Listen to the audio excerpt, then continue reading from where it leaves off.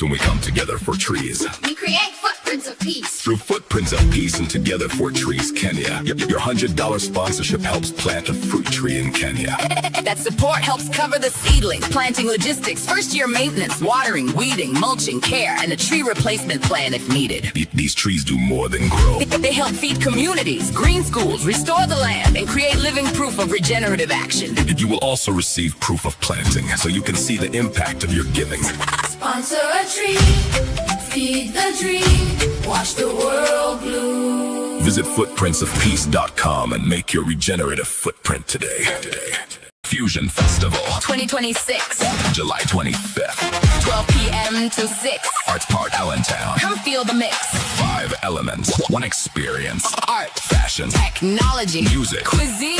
vendors and sponsors needed. Showcase your business, connect with thousands, Support local talent, celebrate culture and community. build lasting partnerships. Join the Fusion! Fusion 2026, July 25th, Arts Park, Allentown. Join the Fusion! Change doesn't wait.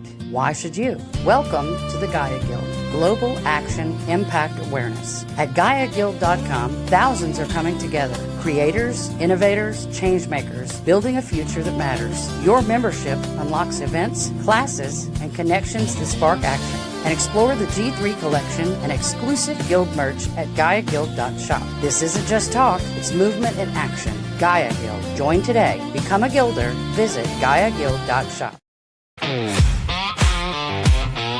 Celebrating 2 years of impact. CannaBama and honeycomb hydro. Hip, hip, hooray!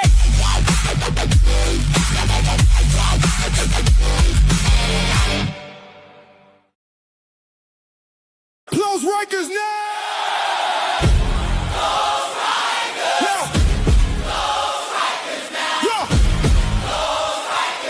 Yeah, New York City. This was bigger than music. Huh. Woo. Yeah. September 6th, mark the date in your planner. Central Park, we raising voices higher than a banner. Non-bird band shout. From noon until 6. Real people, real stories with demanding a fix. This ain't about division. This is community vision. Hip hop, rock, R&B together, standing for justice that lasts forever. Rap against Rikers. Raise your voice louder. One beat, one city, One movement stronger. close Rikers now. Keep the promise alive when the people stand together. Hope survives. Artists, speakers, businesses too. If you got a message, we got a stage for you. Sponsors making change, vendors bringing light, families coming together, choosing hope over strife. Every lyric, every handshake, every story told moves us one step closer to a future bold. September 6th, Central Park, 12 to 6. Free admission, Bring your family, bring your voice. bring your purpose. Rap against Rikers. Together, let's make history.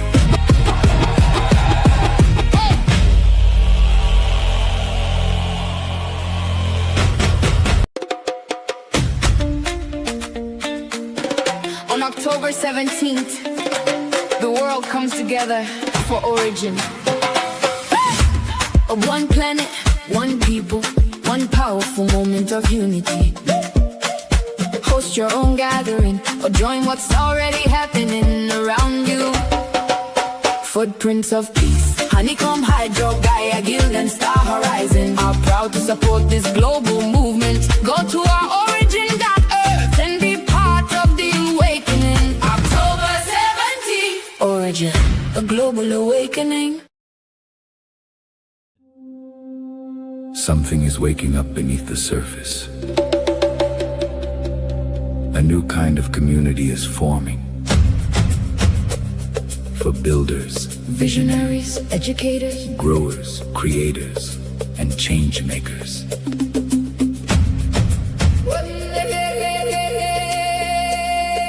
Welcome to Gaia Guild School.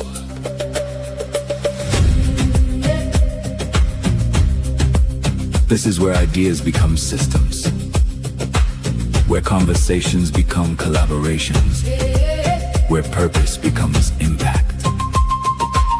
Every Thursday, we gather for night school, a weekly meetup for those ready to connect, build, activate, and help shape what comes next. Hosted by Milan, Ludovico, and Michael Camp. Gaia Guild School is where regeneration meets technology, culture, education, and real-world action. From the soil to the stars,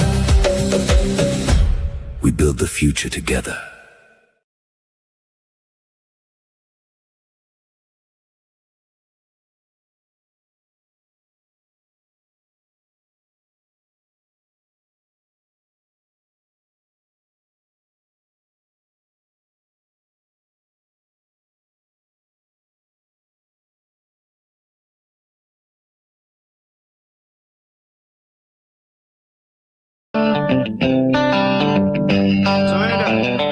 It's time for Sweet Home CannaBama, a show that'll answer all your questions, provide accurate information, and dispel the myths of CBD. You can participate and have your specific questions answered by emailing sweethomecannabama.com. And now for all things cannabis in Alabama, here's your host, Jennifer Boozer.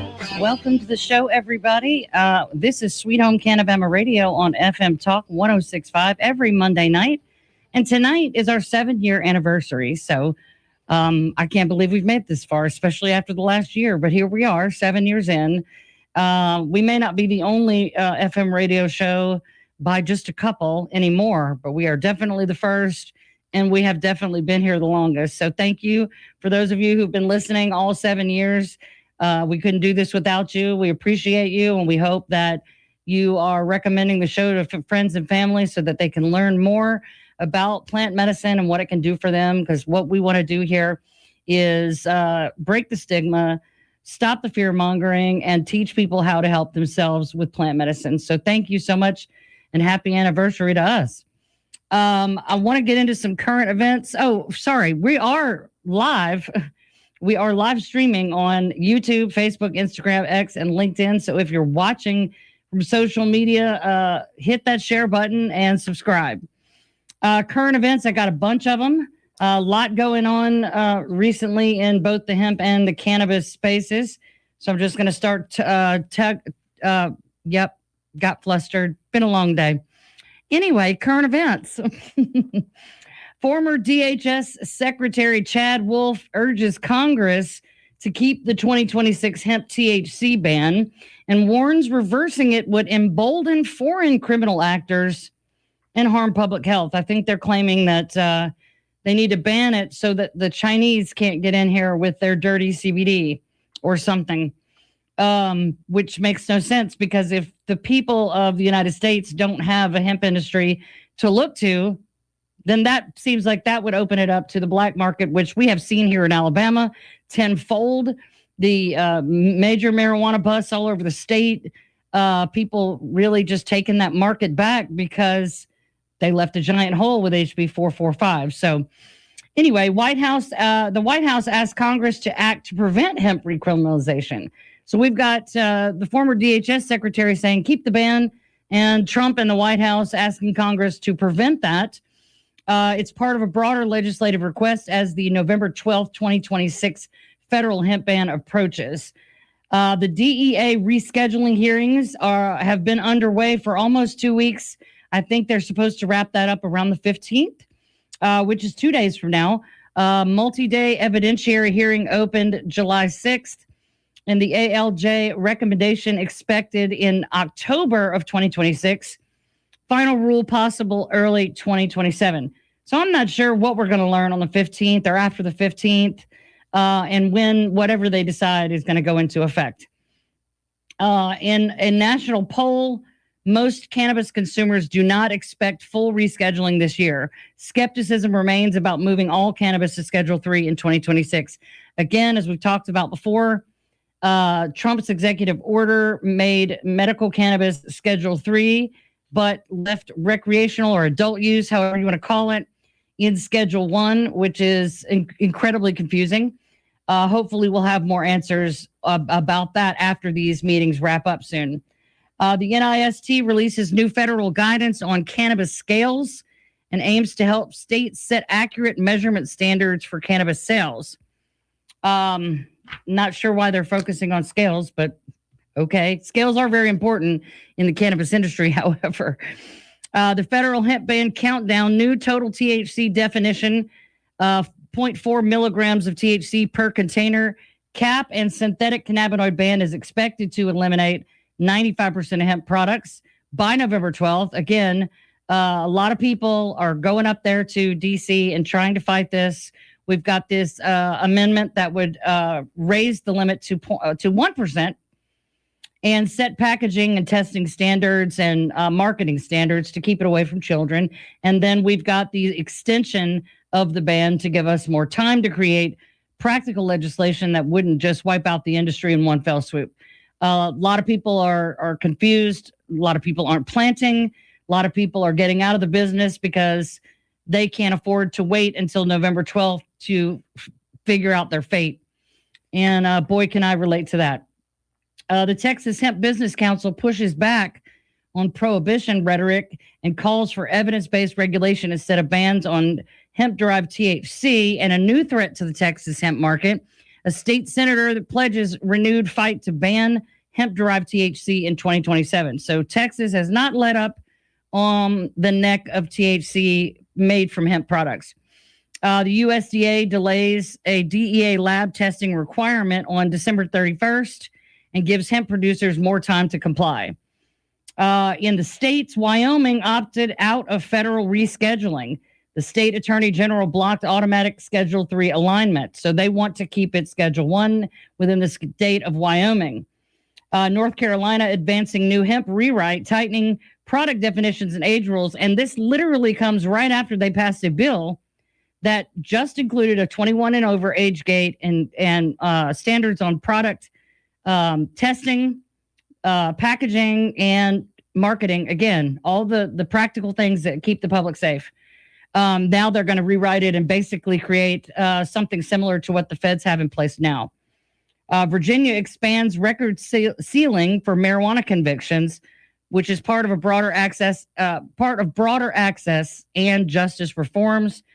And Alabama is set to decide whether or not to follow the feds' lead and reschedule medical cannabis to Schedule 3. So they are trying to decide in the state of Alabama whether they're going to go along with whatever the feds do or keep it Schedule 1 in the state as is. It'll be interesting to see how all of this shakes out. I don't think anybody's going to make any permanent moves until they see what the feds say.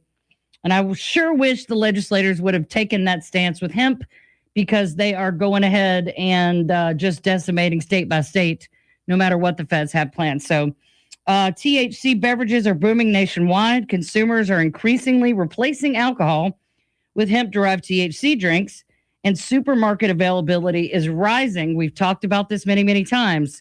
A lot of this stems from the new THC beverage market. It's very frustrating to me, you know, when I'm scrolling through LinkedIn, scrolling through Facebook, there's all these new groups, these new advocacy groups that are only for hemp beverages. And that's their only concern. And I think that's super selfish, because I get that that's the product you make. But if you know, they're not going to ban 90% of everything and then leave those drinks, because what goes in those drinks will not meet the requirements of the rest of it. They cannot make THC beverages without extraction and conversion, not legally. And so I don't know why everybody's not in the same boat together. It's exhausting. It's frustrating. It's short-sighted. And frankly, it's stupid. You know, what's good for one of us is good for all of us. And I say us, I act like I work in the industry anymore. But still, for the consumer's sake, fighting for hemp beverages, if that's what you do, you make beverages, great. But leaving the rest of it to languish is ridiculous to me, because there would be no THC drink market if we hadn't spent the last 7-8 years creating the demand for THC products that are legal and low potency. Again, when they banned all of the higher potency products that people like me who use instead of Oxycontin or other heavy narcotic medications, and left only these 10 milligram products, those are the recreational products. They want you to have to buy a 4-pack or a 6-pack in order to get the buzz you want because they can. I was just talking to somebody that used to buy my pain bomb gummies. She would have to buy 2 to 4 gummies at the current rate that's legal now in order to even compete with half of a gummy that she used to buy for me. And that is just not, everything else is so expensive and so cost prohibitive. And this is just, it's like being ambushed from all sides. What they left us with is great, but then it's so overpriced and so under, that the potency is so low that the people that need it the most are the ones who are being left out in the cold. And it's the soccer moms who want to get tooted on the weekend at the country club, or some guy on a boat who's, sober but wants to have fun, and they can drink a 6-pack of Louis Louis or, Laughing Lemonades and have a good time. But the cancer patient that can't take 7 or 8 lemonades every time they need pain relief, I'm not going to do that. That's disgusting. Besides the fact that they're really expensive, it just, nobody's going to drink that, but 12-ounce drinks, nobody's going to do that. When we come back from the break, we're going to have Dr. Lakisha back for our summer series, Back to Basics, Part 2, What It Does. Stay with us.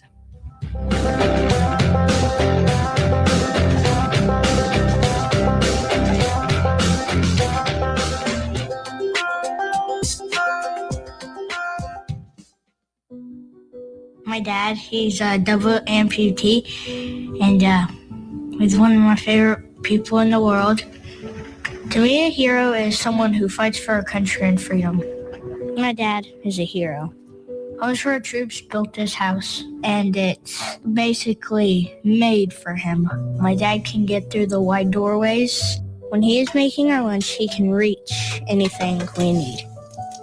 He'll help me build tiny projects. Life is good here. Without Homes for Our Troops, we'd be living in a home that didn't have all these features that helped him.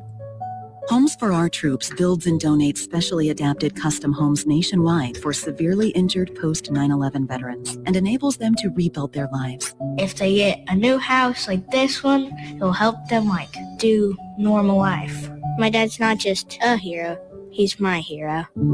Join our mission at hfotusa.org. Did you know that for 80 years, Paralyzed Veterans of America has been a lifeline for our nation's veterans with spinal cord injuries and diseases like MS and ALS, and all people with disabilities? PVA has funded research of the first non-addictive pain medication in over a decade, secured the passage of the Americans with Disabilities Act, and pioneered wheelchair basketball. Every life impacted is driven by you. Learn more at pva.org.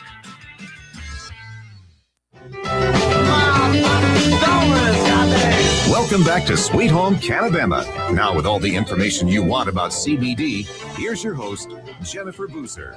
Welcome back to Sweet Home CannaBama. Tonight we're talking with Dr. Lakisha once again. Welcome to the show, Dr. Lakisha. Thank you. Thank you so much, Jennifer. I'm so happy to be here, and happy anniversary. Thank you. Thank you very much. Before we get started, I did want to give you an opportunity. I've seen a lot of your posts lately, and you are visiting the United Nations lately. And I'm super curious for you to tell our audience, what are you doing at the UN? So part of what I'm doing at the United Nations right now is representing the Rastafarian Church that's actually in Jamaica. So when I was in Jamaica, I was a part of their team to handle the cannabis interests of the Rastafarian Church in Jamaica. And so we're here at the Sustainable Development Conference talking about a very high-level political discussion, talking about things like health, like energy, like water, the things that make housing, all of the crises that are affecting everything the world. That seems to be falling apart even here in the United States. Yeah, affecting the world right now. So we're having some very high-level political discussions on that. But even more important, during this particular meeting, I was made aware that the WHO is currently advancing the global harmonization of herbal medicine standards. Really? So I this is what I'm particularly excited about. They're actually adding more botanicals to the pharmacopoeia. You know, cannabis used to be in the pharmacopoeia before it was removed. Yes, so I'm it was. hoping with these new, you know, advances in this current focus, and me being able to have a seat at the table, that I will definitely help to bring cannabis back to the pharmacopoeia and bring the science behind, you know, phytocannabinoids, the endogenous cannabinoid system, and what supplementation really means and how it's necessary to the general public again. So I'm quite excited it's quite humbling to be in these rooms. And I'll tell you what, badging into secret places in the UN never gets old. Right? Do you feel like James Bond? Like, this is spy level clearance, just man. I passed. A little bit. Yeah, just a little bit. So, yeah, it's actually funny. really exciting. But I'm happy to be a part of the conversation, though, in all honesty. Yeah, you walk in with the theme to The Incredibles in your head. Yeah. Like, yes. Literally, I'm telling you. Well, that's very special. You definitely deserve a seat in that house, ma'am, because you are very qualified, and not only that, you know, having gotten to know you, your level of compassion for all people is amazing, and we need more people like you in those rooms. Thank you. I'm happy to represent. Good. Well, let's get to the topic for tonight. We're doing part 2 of what it does. And, you know, in the last episode, we talked about what is CBD and what it does, and what is THC and what it does in the body. And we even got into the acidic cannabinoids like CBDA and THCA and CBGA, and got to talk a little bit about CBG. So tonight I want to switch our focus from cannabinoids, because this entourage effect we talk about, you know, there's over 480 chemicals that we know of in this plant. And as a whole, they work together, and each component has some sort of value. You know, I don't know how people can negate the fact that there is an intelligent creator, because, man, you know, there's, outside of thinking about how wildly intricate the human body is, but this one plant out of all the bajillions of plants out there, and they're all special in their own way, and to be able to break those components down, examine them, and see, no matter how deep you dig in this plant, there's value. Absolutely. And you know, even on their own, we're going to get into terpenes right now. You know, people don't think terpenes are essential oils, you know? Right. And there's this whole essential oil movement that's been going on for a long time, even among people who would tell you would never use cannabis. Well, you're using some of the same terpenes as cannabis, you know, and you're using it for healing.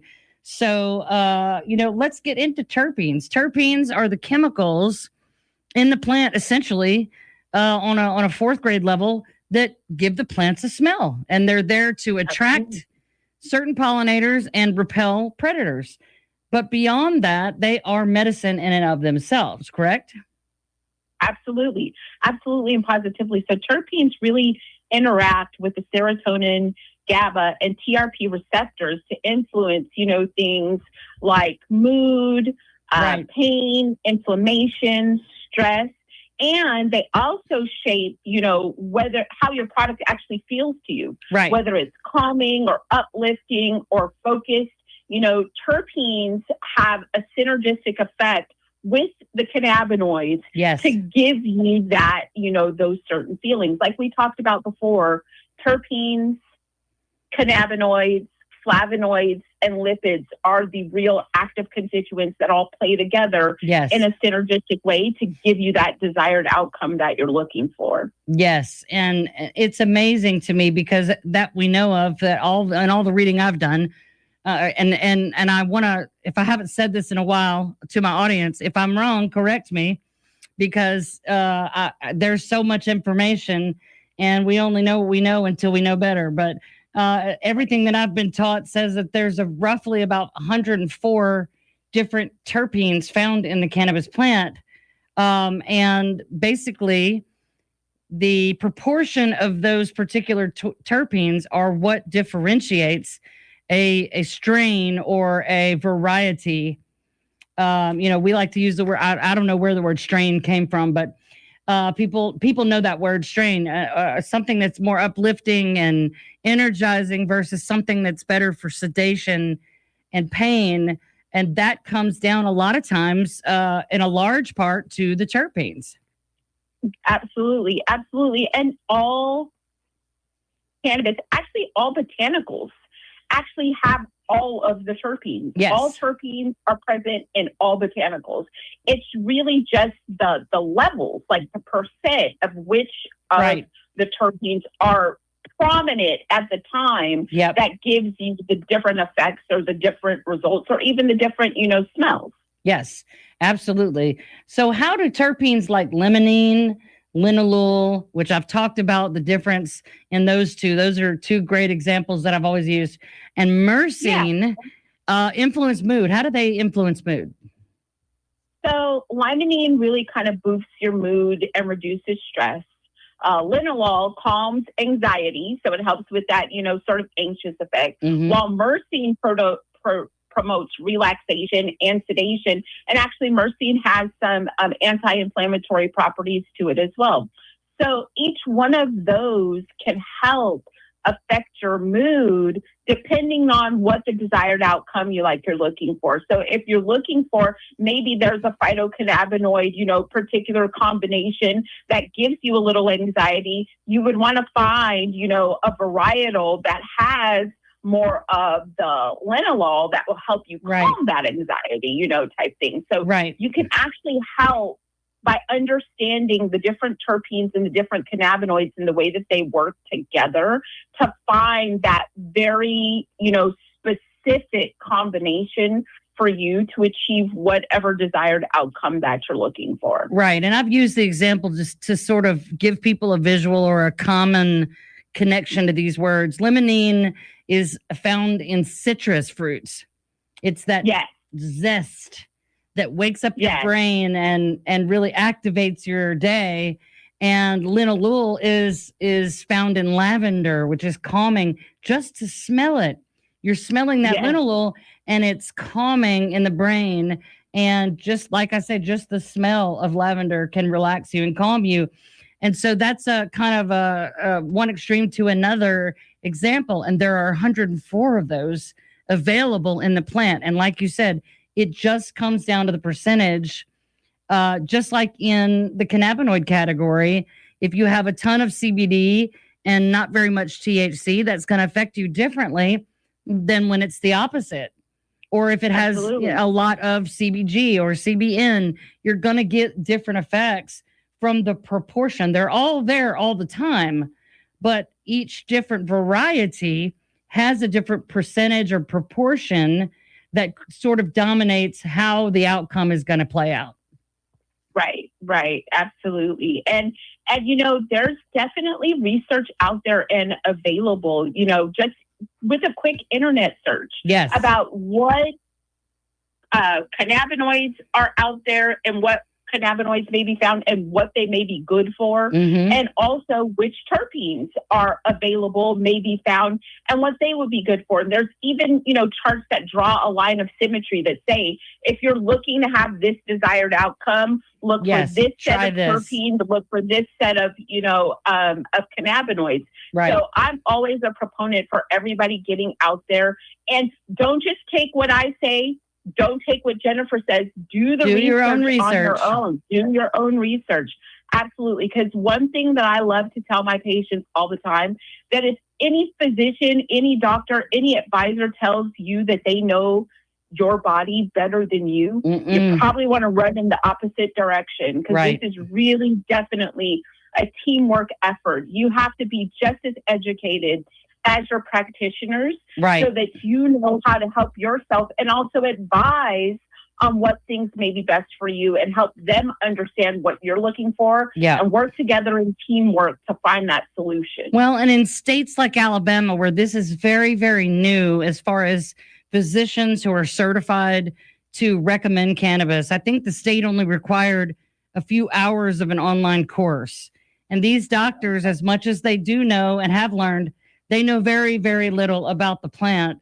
And so I think if you go in there armed with questions based on research you've done yourself, you know what to ask. And if nothing else, if they can't give you the answer, they now know they're now challenged to go and find the answer for the next person.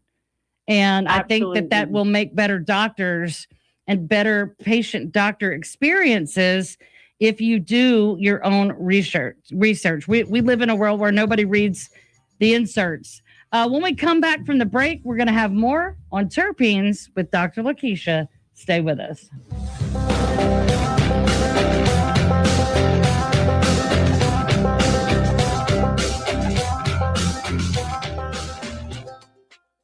FMTalk 1065, the Gulf Coast Weather Authority, and Dr. Bill Williams. The Gulf Coast can expect a few showers and thunderstorms tonight. Low temperatures will be in the lower 70s at daybreak. For Tuesday, partly cloudy with periods of showers and thunderstorms, highs in the upper 80s. And the outlook for Wednesday, partly cloudy with a few afternoon showers and thunderstorms and highs in the lower 90s. This is meteorologist Dr. Bill Williams for FM Talk 1065. I'm Roseanne Haven from WKRG News 5. Residents against a proposed data center in northern Mobile County took their concerns to the Mobile County Commission today and left frustrated. Commissioners told them there's little the county can legally do about it. Beacon Data Centers wants to build a 95-acre infrastructure hub off Highway 43 in Calvert. Residents are concerned about environmental impact and noise. However, commissioners don't have zoning authority in unincorporated areas. The company says the project will generate 1,000 construction jobs and 250 permanent jobs. A man has been arrested accused of impersonating an FBI agent to get into a patient's room at Mobile Infirmary. Investigators charged 58-year-old Kenneth Salter of 8 Mile. I'm Roseanne Haven from WKRG News 5. Local coverage you can count on. Being blind doesn't always look how others may think. Stargardt disease was supposed to define me. Retinitis pigmentosa aimed to overwhelm my family. It tried to cut me down. A blinding eye disease attempted to force me away from doing what I was born to do. But it cannot stop me. I have the tools. I will keep moving forward. Pushing past the limits of this disability. I know where to find support and where I can be seen. Loss of sight won't blind our vision. Innovative research, educational resources, supportive community. The Foundation Fighting Blindness is leading the charge in finding treatments and cures for blinding diseases. Learn more at fightingblindness.org. A public service message from the Foundation Fighting Blindness. Welcome back to Sweet Home CannaBama. Now with all the information you want about CBD, here's your host, Jennifer Boozer. Welcome back, everybody, to Sweet Home CannaBama Radio right here out of Mobile, Alabama. We are on FMTalk 1065 every Monday night at 7 o'clock. And tonight is our 7-year anniversary. So we are the longest running FM radio talk show about cannabis and one of the very few in the world. We're talking tonight with Dr. Lakisha. She is back for part 2 of our Back to Basics series, what it does. And we've just been talking about terpenes. There's one terpene that sticks out a lot when I do reading, and that's beta-carotene. I guess that's how you say it. But carotene binds to CB2 receptors. How significant is that? You know, I have to tell you, Jennifer, a little joke. The way I remember beta carotene is I always like come up with a moniker or something. And one of my friends said, you know, you better carry your file in. So we remember beta carotene, like carry your file in. Oh yeah, yes. Beta carotene. Yes. So I'll probably never forget that now. Yeah, no, you'll never forget it. Now you know you have to carry your file in. But to answer that though, it is one of the only terpenes that could actually directly bind to one of the CB receptors. Right. So actually the CD2 receptor.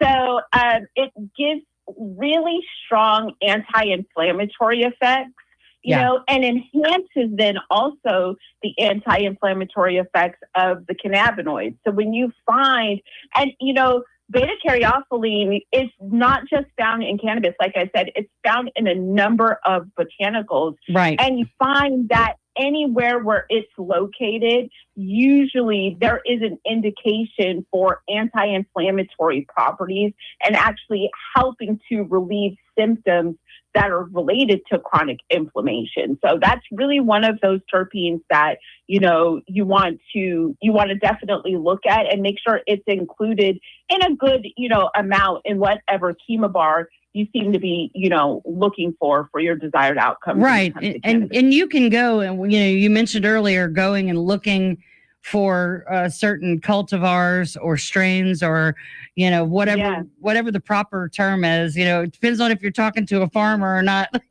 Right. But you can definitely, especially for people like me who are chronic pain patients, you can go and look up what strains or what cultivars of cannabis are high in beta-caryophyllene, and it will spit out those names for you. Absolutely. And, you know, I really like to, because I know, like, when we first started off in the cannabis movement, it was about strains and it was about strain names. And it could have been about that still. But unfortunately, you know, strains are just a name and people will call anything, anything. Right. You really need to be looking at that genetic profile. So looking at the combination of cannabinoids, the combination of terpenes, and in what percentages that they're there to find the chemovars that work the best for you. You know what I mean? Right. So you're going to get a wacky name, you know, like Gorilla Glue #4 and Granddaddy Purple and some that I'm not allowed to say because of the FCC, but Alaskan Thunder, you know what I mean? And those are cool names and all, but when you're a patient, the cool names don't matter. And cool names don't matter, especially if you're looking, you know, because if you're going from, you know, retail location to retail location and they're only just going by names and are not really going off of their scientific classification, then, you know, you might have got Gorilla Glue that works for you over here, but then you go over here and you choose Gorilla Glue and all of a sudden it doesn't work. It's not that, it's just that the genetic profiles of the two products are not the same, and that's what you should be focusing on more. And that is the challenge, I think, with the plant, because anything in nature, every crop is going to be different. They can take the same seeds and grow 3 different crops, and they're all going to be different. They're all going to have different amounts of time and sun and water and whatever. And especially farm to farm, you know, if one dispensary on the north side of town gets their product from XYZ and the other side of town gets it from ABC, that seed's going to come out different. And that's the beauty and the confusion of the plant, because the plant is as individualized as the human body is. And that's one of the reasons that, you know, in my studies, in my work, I find that, you know, cannabis and phytocannabinoid supplementation using, you know, cannabis or hemp-derived products as supplements doesn't really fall very neatly in the box of pharmacology. Right. Because pharmacology, you need to be able to replicate that exact same result, you know what I mean, over and over. And I was just thinking that. My argument is it's more of a nutritional supplement. It's more like, you know, I've said a superfood, if you will. It's more like a fruit. You know what I mean? Right. Because ingesting it is the best method of administration if you want to hit most of the receptor sites and really get the maximum efficacy from it. And when you're ingesting it, you're actually supplementing that endogenous cannabinoid system. We don't produce enough endogenous cannabinoids naturally to support that system, but by using the supplements, you know, and ingesting them, we're actually getting that nutrition, you know, if you will, to supplement your system, which is why I encourage people not to look at, the use of phytocannabinoids as drugs, as especially not dangerous drugs. Well, I think that's probably supplement. Right. I think that's where the government is going to falter or fail us. If there's a sticking point, is that you can take a petroleum-based pharmaceutical lab-made synthesized chemical and replicate that exactly over and over and over and over, millions and millions of times, and get the same thing every time. But that is the most unnatural thing to put in the human body compared to a superfood or a whole food nutritional product that not only has the pain relief that you need, it's got all these different properties and all of the different components, vitamins and minerals, even, fatty acids, antioxidants, like we talked about, terpenes, flavonoids, cannabinoids, lipids. It's got all these different things that your body needs, and you can get them all from one place. And that doesn't, but that's also probably why it's so effective across so many different types of dis-ease and disorder for so many people, because it's like flooding your body with all the good nutrition that it needs. And your body can take that, use what it needs, like we talked about, and discard the rest. But, Jennifer, I want to say, and I think, you brought up me being at the United Nations. I have to say, I really believe that the tides are changing. Whether they're slow or not, they're changing. Because back in 2020, I actually had the opportunity to represent the church again and signed on as a non-government organization to the WHO vote that took cannabis off the dangerous drugs list. It was taken off the dangerous drugs list at the World Health Organization level back in 2020, saying that it has some medical benefits. Wow. Now, just last month, like I said, the WHO is advancing harmonization of herbal medicine specifically. So I think that these are indicators that the tides are starting to change, that our lawmakers and our global leaders are understanding the use of herbal, traditional, indigenous, whatever you want to call it, medicine that has been the standard for eons. It's really the conventional medical system that's kind of new. You know what I mean? Right. We have this, but now we're actually taking a look at it, getting into the science and putting that credibility behind it so we know how to titrate dose and how to use it properly, and it can be actually taken seriously. But these are real things that are happening on the ground right now that I can attest to, that I'm seeing. Right, you're in the rooms. Think on a global level, yes. I think on a global level, even though we might not be feeling it, on the ground. No, because I think we're so discouraged right now. Everybody's so discouraged right now. I know I am. It just seems like we cannot win for losing or catch a breath. But the WHO took it off the dangerous drugs list 6 years ago. Why are we still even having this conversation? That's crazy. Nobody told us that. There's these drug treaties and, all kinds of things. But there was an actual vote, back in 2020.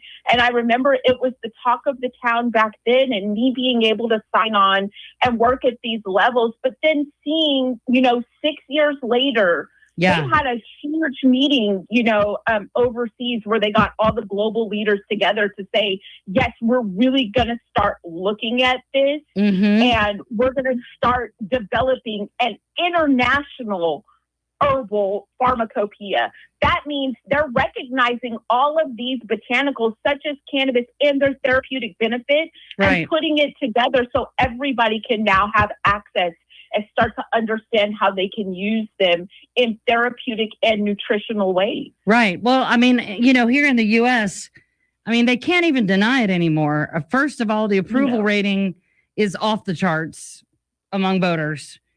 And then we're the greatest nation in the world, right? Why are we sicker and fatter and dumber than everybody else? It makes sense that other countries that have more of a tradition, culture, in different cultures, they use herbs and they use food as medicine. Absolutely. It's much easier to get your head around that when we've been just taking pills for the last 70, 80 years. and everything's take two and call me in the morning. And, you know, just the thought, I'm sure they don't want to have to individually custom make everybody's care plan, but look around. We're still dying at an alarming rate, and the life expectancy is going backwards. We have to do something different. It's the truth. It's the truth. And unfortunately, you know, when we moved from individual and personalized care into more of a system that's based on managing symptoms, you know, as opposed to really being curative at the end of the day. Our system, our medical system is really based on managing symptoms. And that's really difficult when you're looking for a resolution. You know, you're not looking for a bridge, you're looking for a resolution. And the irony is that the more they focus on symptom relief, the more new symptoms they create. Right. And we've got to get off this hamster wheel. You know, who cares if health insurance, and I see so much crazy stuff about how difficult it is to get approval from health insurance, even though we're paying way more than ever before with less benefits, and people are still getting denied life-saving care. Like, what are we doing? Right. And, you know, honestly and truly, though, last year, the WHO published the Global Traditional Medicine Strategy for 2025 to 2034. Like, that's literally the strategy. Oh, wow. So I really believe we're right now in that cusp, right? We're in that sweet spot. Right. Where we can make our voices heard. Make your voices heard to your lawmakers. Make your voices heard, you know, in your communities, to your physicians, to your church leaders, to everyone. We've got to go to break. I'm so sorry to cut you off. We got to go to break. We're going to pick right back up here. When we come back, stay with us. And we're live here outside the Perez family home, just waiting for and there they go. Almost on time this morning. Mom is coming out the front door strong with a double-arm kid carry. Looks like Dad has the bags. Daughter is bringing up the rear. Oh, but the diaper bag wasn't closed. Diapers and toys are everywhere. Ooh, but Mom has just nailed the perfect car seat buckle for the toddler. And now the eldest daughter, who looks to be about 9 or 10, has secured herself in the booster seat. Dad zips the bag closed, and they're off. But looks like Mom doesn't realize her coffee cup is still on the roof of the car. And there it goes. Oh, that's a shame. That mug was a fam favorite. Don't sweat the small stuff. Just nail the big stuff, like making sure your kids are buckled correctly in the right seat for their age and size. Learn more at nhtsa.gov/the right seat. Visit nhtsa.gov/the right seat. Brought to you by NHTSA and the Ad Council. If you're headed to the beach, please remember some basic safety rules to help you fully enjoy your visit. First, learn the flags that'll be flying in developed areas. Yellow means moderate surf and or current. Purple for Marine Fest. Red is high hazard with high surf and or strong currents. And double red means the beach is closed. Get daily surf conditions by texting AL Beaches to 888-777. After your visit, leave only footprints. Welcome back to Sweet Home CannaBama. Now with all the information you want about CBD, here's your host, Jennifer Boozer. Welcome back, everybody. We're talking with Dr. Lakisha about what this plant does. And we've been talking about terpenes. Dr. Lakisha, let's switch gears before we run out of all our time tonight and talk about flavonoids. Flavonoids are basically, like I said, terpenes are what give plants their smell. Flavonoids, simply put, give plants their color. And this is why, you know, some of the plants are bright green and some of them are dark and some of them are purple and some of them have little orange hairs and some of them have little white hairs, and all those things have a purpose, correct? They all have a purpose. And I think one of the major purposes of flavonoids as well, you know, that I have to point out is the anti-inflammatory and the immune modulating, you know, properties of the flavonoids. So we've had this conversation before that really, you know, chronic stress leads to chronic inflammation, overproduction of cortisol, you know what I mean? That stress hormone and things like that. Chronic inflammation is like the precursor, you know, to a lot of dis-ease and ailments. autoimmune system issues are also a good indication and precursor of, many of the common dis-ease and ailments of the human condition. And if we're talking about the terpenes, the flavonoids, and the cannabinoids that both have anti-inflammatory and immune modulating, properties, we can start to understand why using, the cannabis or hemp plant as a supplement really gives you that overall sense of balance and well-being. Right. And the more you know about these things, the more insulting I think it is that some people who are anti-cannabis, for whatever reason they are anti-cannabis, and there are many reasons, mostly money and control, but it infuriates me more that they dismiss the plant and just, everybody just wants to get high. And that is not at all my experience at all. No. After almost 10 years in this industry in one form or another, that is not at all my experience. And with flavonoids, this is something interesting. Cannaflavin A and B are said to be 30 times stronger anti-inflammatories than aspirin. Yep. Explain that one. Well, that's actually being said, and it's because of the anti-inflammatory properties, really, because inflammation, that chronic inflammation, is a lot of time what the actual underlying, cause is for that pain that you're experiencing. Right. It expresses itself in a number of different ways, in the body. And when you're looking at a chemical compound that's found in a botanical that can help you modulate those things and actually feel better, that's really the miracle, if you say, of actually this plant. And even more than that, with the flavonoids, one thing that I love is the reduction of oxidative stress. We've had that conversation before, how oxidative stress really, plays a severe role in cognitive decline and, different things of that nature and other neurological disorders. Yes. So actually the flavonoids are there to help to neutralize free radicals, support cardiovascular health, and reduce cellular damage. So that's some of the things that we really need when we talk about a lot of the common disorders that are plaguing our society and making, quality of life much lower than we would like it to be. Right. These are things that can actually be addressed by looking at, we've already talked about what cannabinoids do what terpenes do what, and then even what flavonoids do what, and how to use those in combination to be able to get the desired outcome, the pain relief, the help with sleep, the whatever it is that you're looking for. Yeah, it's incredible because, you can compare it to things that are high in antioxidants, berries and green tea and, all the dark fruits and leafy vegetables and things like that. But this is like a power pack, it's the synergy. It's the synergy. It is the synergy. It's all these different things that in some way or another are anti-inflammatory, and they boost your immune system. They're neuroprotective and helps flush the body of toxins. I mean, that's a powerful combination of things, and it can be perfectly tailored to each individual patient.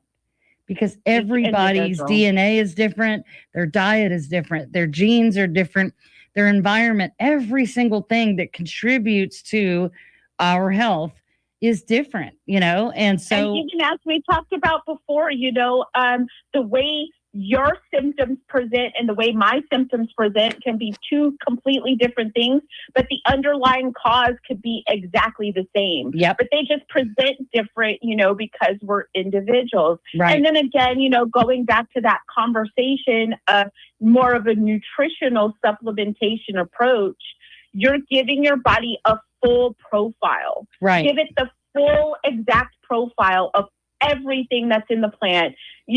Tend to shy away from those isolates, those things that are just one single molecule that makes up this product, and give the full spectrum profile. And then your body is able to choose what it needs at that time and discard the rest. And our needs are different. Yep. You know, the time of month, the time of day, the seasons, all of those things. What you had for lunch. What we need. Absolutely. Even that. Absolutely. It can be that simple. It can be that simple. It really right? can. So we're giving our body all of these. And I'm glad that you're bringing these compounds to the forefront. We've already talked about cannabinoids. We've already had to talk about, you know, terpenes. Now we're on to the flavonoids. I'm glad that you're bringing these conversations to the forefront. Yeah. So people can start to do their own research. We have done one other full show on flavonoids before because a couple years ago I was like, nobody's talking about this. And if you haven't heard what CBD and THC do in general, then you're under a rock somewhere, you know, and even terpenes in the industry. We talk about terpenes. Nobody ever talks about flavonoids. And I think that's wild. Right. They just, because, you know, they don't know. And because it's understudied and under researched, I'm really thankful for places like New York. You know, they've passed this cannabis research license. They have a whole entire, you know, licensing program for research, which makes it easier for people like me to be able to actually conduct this research, answer these questions, and be able to get this information out to the public. Because, you know, up until now, all of the research that's been done on cannabis has been done to prove, you know, that it does bad things to you. Right. Well, and like I say, everybody's focused. Only positive. Everybody's focused on that THC percentage. And I even did a show how everybody's buying weed wrong. Because they're just looking at that one number, and that number could mean nothing if everything else about that strain is wrong for you. Absolutely. You know, and stop it. We're fighting over this one thing out of almost 500 things, and we're talking far too little about the rest of the plant that has so much value. So what does true whole plant medicine mean to you? Say one more time. I missed I said, what does true whole plant medicine mean to you? What true whole plant medicine means to me is giving your body, like I said in a conversation we had before, our body's designed as a self-healing system. You know, the creator made it that way. If you give your body what it needs, vitamins, minerals, amino acids, you know, proteins, those are the building blocks of life. If you give your body what it needs to sustain life, it can and will repair itself. And we just had this conversation that actually, you know, cannabis and hemp, superfoods, actually a superfood when you think about it nutritionally. So every constituent that is required to sustain life is found in the hemp seed. It really is. Right. And when you grow it's it all out, there. it's found in the hemp plant. You could literally live, you'd be skinny as all get out, but you know, you could live on You could live eating it. No, I've said that many times. You could live on water and eating raw cannabis. You could. I think that, you know, in closing, because we're almost out of time, but I just want to turn it around to this, that this federal hemp ban cannot stand. Because in order to get the whole plant, in order to get all the terpenes and the flavonoids and the lipids and everything else, you have to have full spectrum. And full spectrum will be eliminated. And I think that is a real crime, you know? You don't have to have so much THC that it makes you high, but without at least a trace of THC, you're not going to get a full spectrum, wide range of therapeutic value from the plant. Thank you so much, Dr. Lakisha. Again, it's time to go tonight. Thank you so much. Guys, go and check out the Kiona Foundation and Dr. Lakisha on social media. Look her up, learn from her. And next week, we're going to get into it with Dr. Preston Brooks about autism and CBD. God bless you, and God bless American hemp.